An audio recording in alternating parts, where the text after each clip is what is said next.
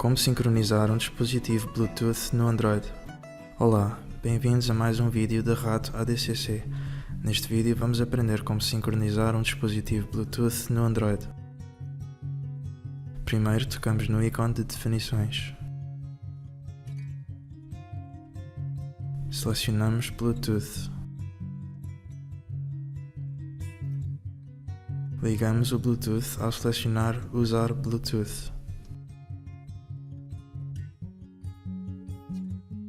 Tocamos em Sincronizar novo dispositivo.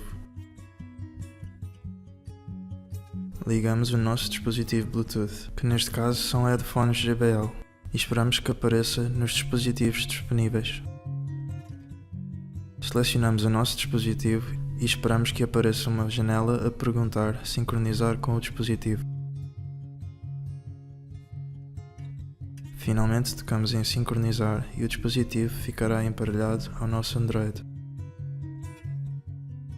Agora que o dispositivo está sincronizado, este ligará automaticamente ao nosso Android cada vez que ambos o dispositivo e o Bluetooth do nosso Android estiverem ligados.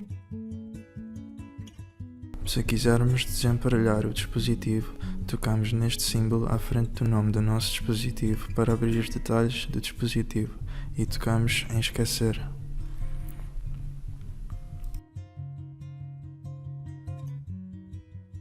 Finalmente, quando abrir uma janela a pedir confirmação, tocamos em Esquecer o dispositivo. Espero que tenham gostado. Para mais vídeos sobre o Android ou outros, vejam o nosso canal. Obrigado.